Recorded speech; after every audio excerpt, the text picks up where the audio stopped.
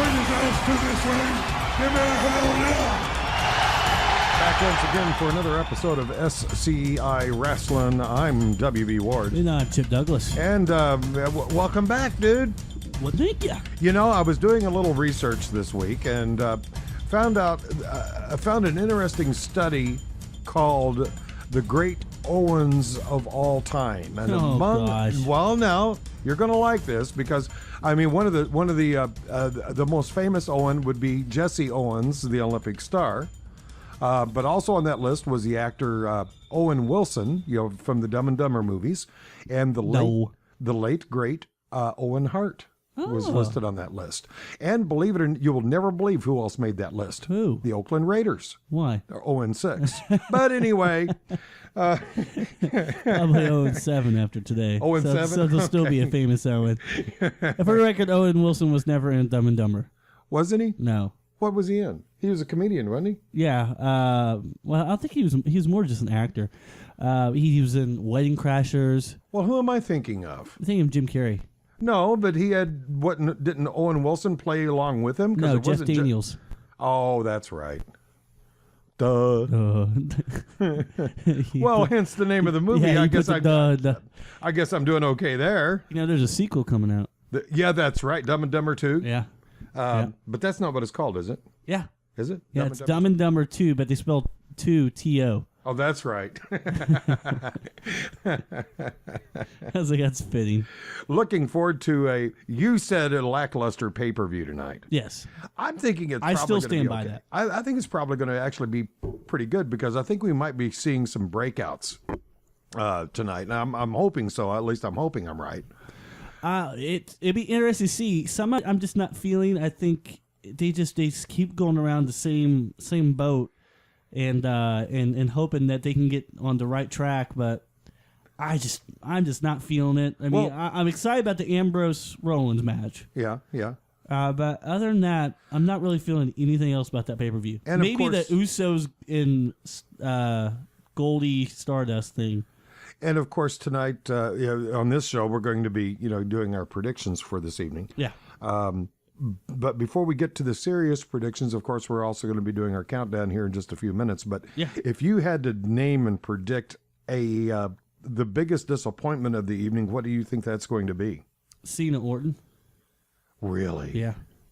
Yep. Really? I think that's going to be the biggest disappointment. Right behind it will be Big Show and Rusev. We'll get into that. Okay. But, I can see why you're saying that. I can definitely understand that for sure. Because there were some, I don't want to call them twists and turns because they were fairly obvious leading up into this. But some of the dynamics most definitely have changed over this past week. The Marine Monday night. Did you see where the Marine jumped into the ring? I missed that. It was with Rusev. Oh, okay. Yeah. At the end of that, this guy in uniform jumps out of the audience, supposedly a Marine. Yeah. Obvious setup. Yeah. Do you think they might be getting ready to introduce a new talent? Because don't forget, they brought Blackman into the ring that same way years ago. And that's how they introduced him as a personality. Yep, Santino Marella, same thing. Oh, that's true. Santino Marella did that too. Yep. Yeah, they also had that there. I wonder if they might be setting that up. Yeah, I mean, he looked in good shape, pretty good sized boy. Yeah. They could very easily bring him in as the Marine. Oh. So you got the character right there, and just have him do like that all-American tell and. But once again, sponsored by Sergeant Slaughter. Yeah, maybe he could be his, right there with him by side of the ring. Yeah, be his manager. That would be pretty cool. See, that would be pretty cool. Not bad. And you see, that's one of the dynamics of which I was referring, because there's all kinds of possibilities along with that. The possibility of this Marine being ringside tonight with Big Show. That's true. That's very, very true. But now, whether or not that will happen, of course, that has yet to be seen. There certainly was I've heard no rumors toward that, or as a matter of fact, other than just mentioning that Big Show is, so upset that Rusev would attack a Marine, or besides mentioning that, I've really not seen any rumors indicating that. No, I haven't either. But it would certainly be an interesting story twist, should they decide to do it that way. So hopefully, I don't know, but WWE creative is not really known for doing very good story twists. So I'm not going to hold them to anything like that. But let's go ahead and get this puppy underway if we could.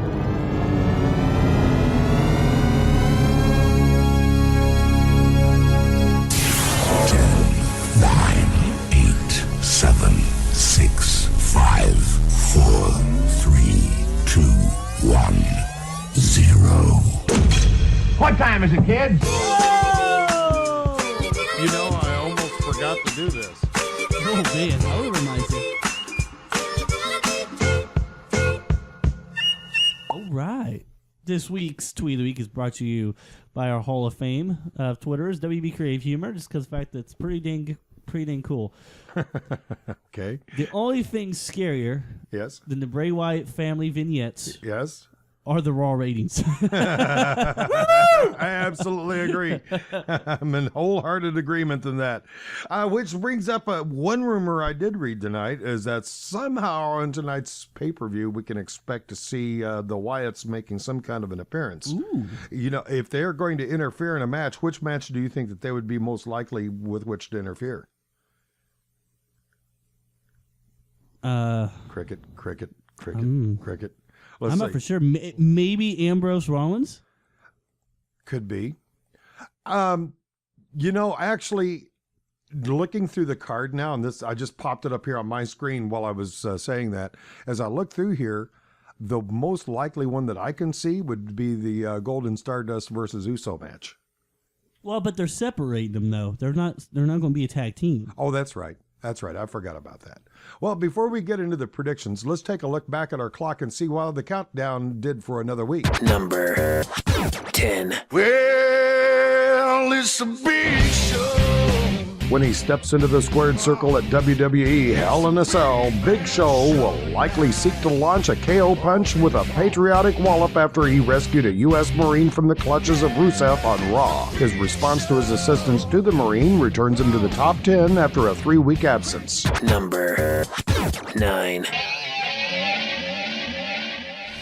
Brock Lesnar may still have the WWE World Heavyweight Championship, but his absence is beginning to prove the old adage, out of sight, out of mind. It is now next to the bottom, and unless he appears on Hell in a Cell, he may or may not be in the top 10 next week. Number 8.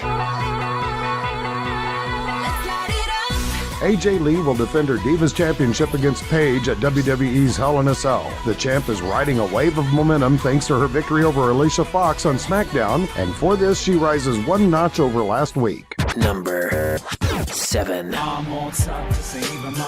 After topping Golden Stardust in How Well Do You Know Your Bro challenge on the WWE main event, the next step for the Usos is to claim their tag titles Sunday night against the Bizarre Duo. Number 6. Sheamus remains a favorite of the WWE Universe as they keep him solidly within the top 10. He maintains his position from last week as he approaches a big United States title defense at WWE's Hell in a Cell. Number 5. I'm here to show the world. I'm here to show the world. Dolph Ziggler overcame Cesaro on SmackDown after an intense battle, but can the show-off outlast the Swiss Superman in a 2 out of 3 falls match at WWE Hell in a Cell tonight? Number 4. What was with Seth Rollins curb-stomping Randy Orton Monday night on Raw? Although Mr. Money in the Bank impressed inside the squared circle this week, he is accumulating enemies ahead of his Hell in a Cell match against Dean Ambrose. Number 3. I hear voices in my head. They counsel me. They understand. They talk to me. The Viper slithers up one position on the rankings after an eventful Monday night on Raw. Randy Orton is now just one Hell in a Cell match victory away from a WWE World Heavyweight title match. Number 2. Even though he got a taste of Hell in a Cell on Raw and came out on the losing end, John Cena stays at number 2 for the 3rd week in a row. Fortunately for the Cenation leader, he could find himself with another WWE World Heavyweight Championship opportunity if he can defeat Randy Orton tonight. And now, with this week's climb to the top of the chart,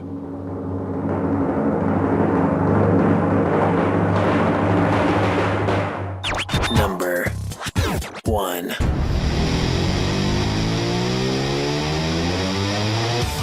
an impressive onslaught to close SmackDown was enough proof for us that Dean Ambrose refuses to be stopped. The question is, what will the Lunatic Fringe do to Seth Rollins inside WWE's most dangerous environment? Regardless of that answer, the WWE Universe voted the unstable Ambrose as number 1 for the 3rd week running. That's this week's SCI Top 10 PowerPoints. I'm the boogeyman, and I'm coming to get you. There you go. I thought that would be appropriate on this our final show before Halloween. You talk about a strange character. You know, that is my all-time favorite gimmick. Really? I love that. I was a fan of it myself. I mean, you could have picked a better guy to do it. Oh, no. He probably could not even play another character now. No, not at all. Unless, of course, he's been to an orthodontist lately. That's true. Do you remember the name of the wrestler who played the Boogeyman? I do not remember, so this is not a trivia question. That's all he was, is the Boogeyman. Like his actual real name? Yeah. Oh, no, Yeah. I don't remember. I remember hearing stories like he was almost as strange off camera as he was on camera. He played the part well. There's a good story about the Boogeyman. When he was in OVW near Jim Cornette was developing the Boogeyman character. Yeah. Santino Marella was just starting, Uh-huh. and so Boogeyman was supposed to go out in the audience and scare everyone, and so everyone was supposed to run away. It's the Boogeyman. And so Santino Marella was placed in one of the crowds, and so we went out there. The crowd ran, but Santino Marella continued to sit in his chair and just laugh, and it made TV. So Cornette and the Boogeyman were so pissed that backstage, Jim Cornette actually slapped Santino Marella in the face several times. Oh, man. Which might be why Santino Marella got the push that he did. To avoid lawsuit. That very well could be. He goes, Cornette, I guess, told him, he's like, would you like to take a slap from me or a punch from the giant man behind me, who's even more pissed than I am? Well, I thought Shane McMahon was the one that developed that character, but it was... Shane McMahon came up with the idea. Yeah. But he went to OVW with Jim Cornette to see what they could do to get it over. Okay. All right. Okay, let's see. On with our predictions for tonight's Hell in a Cell, Yes. which is going to be emanating from the American Airlines Center in Dallas. Tickets starting at $25 and go up to $400 ringside, however, from what I understand, goes for up to $2,000. Good Lord. So, and that for a mediocre pay-per-view? Yeah, Wow. that's crazy. And you know, the thing about the pay-per-views or any WWE live event, if you're going there so you could see a lot of action, you might be disappointed because they definitely play for the cameras. They don't play for the audience. Oh, yeah. And unless you really are, if you're sitting up high, you probably have a better seat. Because if you're sitting down on the front row, or anywhere near on the floor, you had better hope you can get in front of a bunch of people because you're not seeing squat. I say from third row back on the floor. I mean, we learned our lesson the hard way. Yes. Now you're okay, but I am not nearly as mobile as other people are. So in some cases during the show, I had to strain my neck and look up at the monitors. Yep. Because that was the only way I was going to see crap. Yep.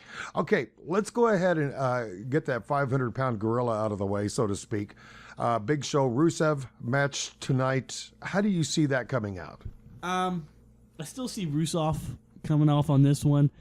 They could have some strange finish to it to maybe promote another match between those two at the Survivor Series. Actually, I think there is a strange turn on the end of that, but I don't think it'll be what you're thinking of. Oh, okay. Yeah, because I also think Rusev will win. And I think that will be because of interference from Mark Henry, who's going to be turning heel. Okay. And that is going to set up a feud between Mark Henry and Big Show. Meanwhile, Rusev is just going to be his traditional butthole. I mean, wonder if they're able to take this pay-per-view, and not to discredit what you're saying, because that could definitely possibly happen. Sure. But what if they did a some kind of DQ, or even have Mark Henry interfere, and that sets up maybe a Survivor Series type matchup where Rusev will get like Foreign Legion type characters to face Big Show and the United USA front. Okay, now that very well could be as well. But the idea behind Mark Henry turning heel, we have seen some hints toward that possibility. And we have. So that is a distinct possibility coming up. Okay, Nikki versus Brie in a Be My Bitch for a Month match. That's pretty good sizing up. I'm going to go with Brie on this one. All right. I'm gonna vary from you. I'm actually gonna say Nikki. Nikki, okay. I'm gonna say Nikki. Might as well, because what the hell difference does it make which one we go with on that one? One with boobs, one without. Yeah, one's good. Yeah, Bella Plus or Bella? Yeah. you want to supersize that? Sheamus versus The Miz. I'm going to go with Sheamus on this one. I think Sheamus will retain his title. I do too. I'm gonna say Sheamus as well. Well, that's no fun. I know. Okay, just a minute here. Let me. I'm trying to do my typing here and talk. Oh, did you hear about the rumors that they could be doing exactly what you're thinking about with Damian Sandow? Oh, turning on The Miz? Yeah. That, I've been kind of seeing this one coming. Because, in fact, they apparently been loving what he's been able to do. Oh, yeah. As a character, and it is absolutely fabulous. The audience has been eating that up, and he's been selling it so well. Doing such a good job. I loved the bit he did outside of the ring I think it was on Raw. Okay. When The Miz, I think, put a figure four leg lock on somebody. Yeah. And he did the exact same thing out of the ring and out of sight of The Miz. So actually, I was kind of impressed with their choreography. So are you going with The Miz or Sheamus on this? I'm going to go with Sheamus on it.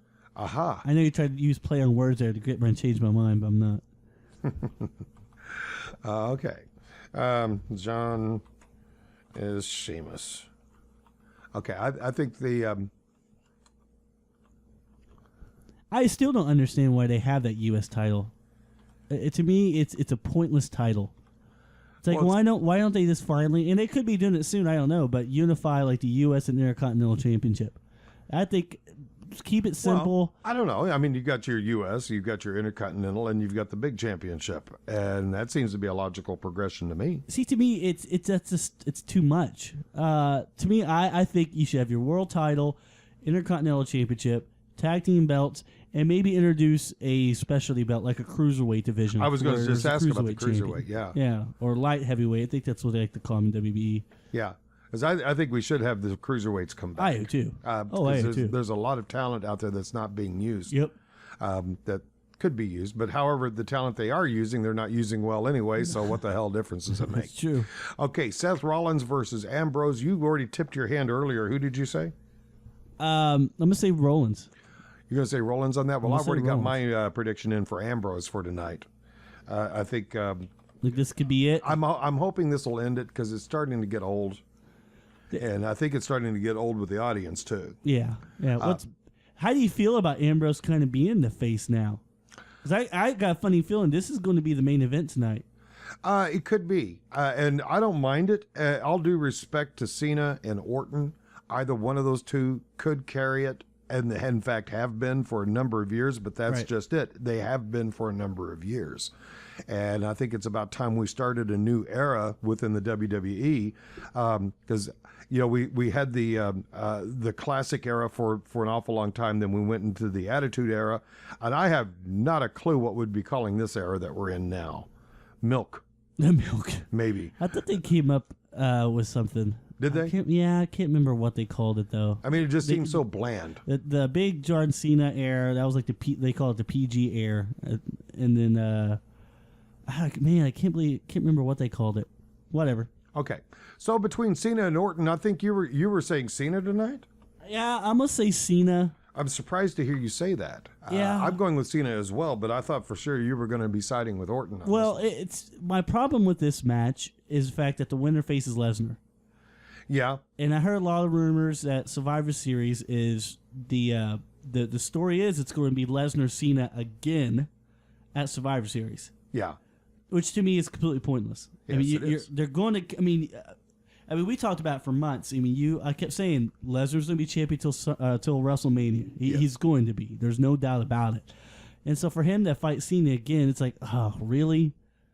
I mean, it's your major pay-per-view of Survivor Series. I know they have lack of talent, but to me, it'd make more sense to go ahead and have Randy Orton win. Well, you know, the thing of it is, I don't really think we're both saying Cena's going to win tonight. Right. But regardless of how this match comes out, I still think Orton will be turning face. And we certainly saw that set up earlier this week when Seth Rollins did the curb stomp on Randy Orton in the ring. Oh, see? Yeah. So I think I think we will be seeing Orton flipping over tonight. I think now would be the perfect time. I think so. Have him beat Cena somehow, and then go ahead and set it up for him and Lesnar at Survivor Series. That or Triple Threat. somehow or another Rollins gets involved with this and winds up making Orton lose the match, which causes him to flip. Right. That way it would allow Cena to go ahead and win and move on to the next spot there. Classic 2 out of 3 falls tonight between Ziggler and Cesaro. I've got to have to go with Ziggler on this because I think Cesaro is just about out of gas. I'm going to say, I'm actually going different from you. I'll go with Cesaro. Okay, another thing I'm thinking with Ziggler is that they're just wanting to push him more than Cesaro. Do you think maybe Cesaro might be in queue for another swing, so to speak? That's a tough call. I think they might be ready to move Ziggler further. Could be the reason why I say Cesaro could lose. Because the lack of baby faces, I think he is next up to get a push to that main event level. So, go ahead and have him drop the belt, have him move up into that main event picture, have him do some feuds there. Cesaro, it's such a sad story about him because the fact that he was so over. Oh yeah. When he was doing the swing, but WBE and their creative monster that they have said we need him to be a heel, so he can't do the swing. Why can't a heel do the swing? Because the crowd was loving it. Well, that's true. But still, that makes no sense. I mean, that's the one thing that got him over was the stupid swing. I know, and Stone Cold was still the heel, but people were loving him. That's the frustrating part. Sometimes, to me, they have a tough time not hearing the fans. That's true. And Jim Ross said it best. What doesn't matter what you do creatively. At the end of the day, the crowd's going to determine which way you're going to go. Oh, that's true. Oh, that is so true. Okay, another regular match tonight. We got a lot of regular matches tonight.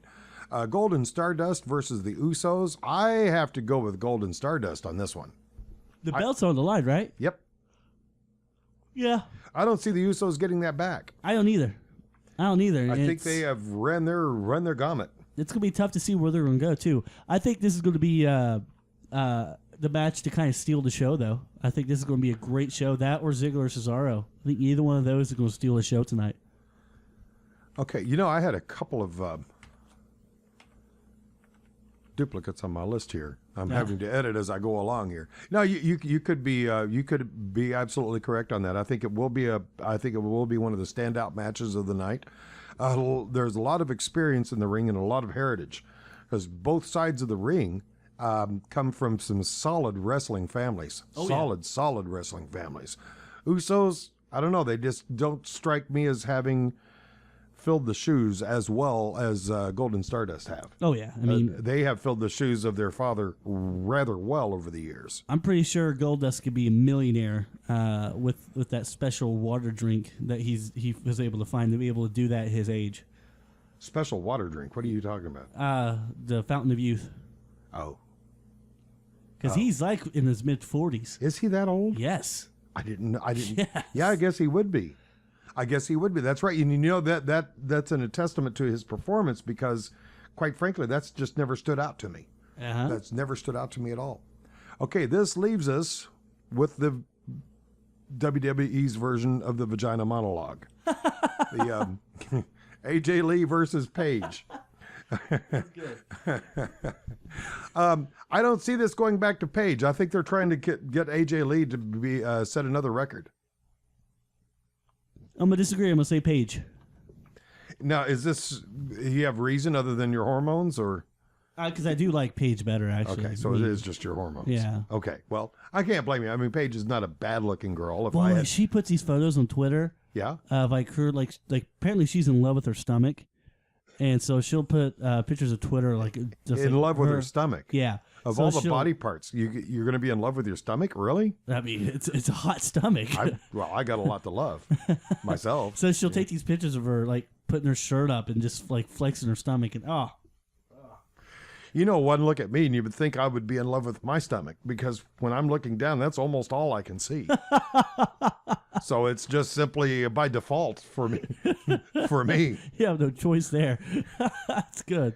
you know, on the matches for tonight, I was looking them over, and exactly one half of the matches are just regular matches.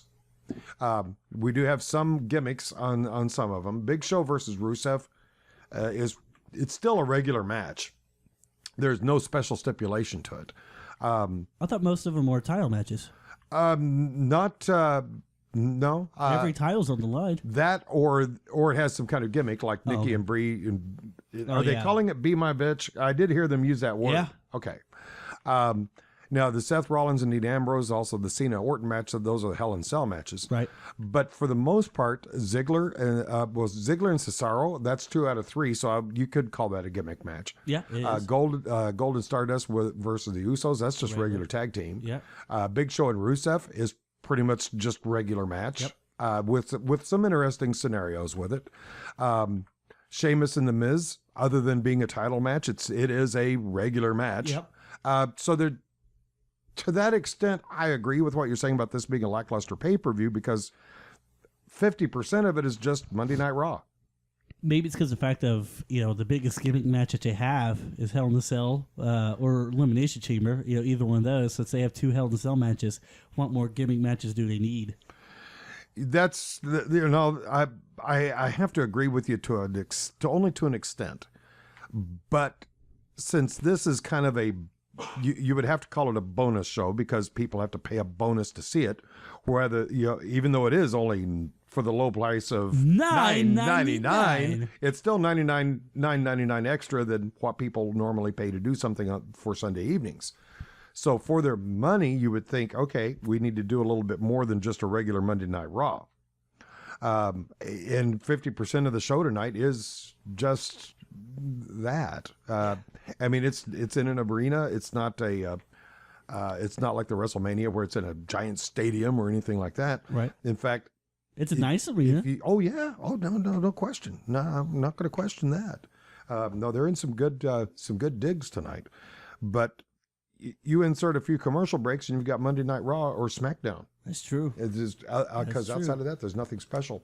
By the way, if you haven't done it, I would encourage people to go over to WWE.com and look for one specific video. It's only like 1.5 minutes long, but I found it rather intriguing.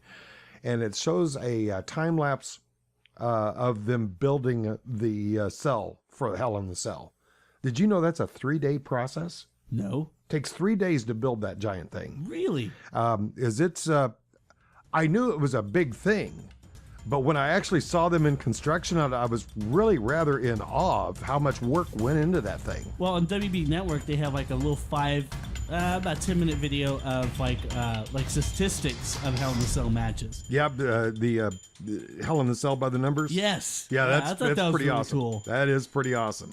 Okay, lackluster or not, I'm still kind of interested in checking it out and seeing what the results are going to be. Especially, I'm really interested in the Rusev match tonight more than anything. And also, we want to announce right now is tonight is our last show on Sunday, so we'll be moving to Tuesday night. So following Raw, so give us a better feel for the week. Absolutely. Join us a week from Tuesday in a computer near you as we once again venture forth and issue out to the mass media this loving show we call SCI.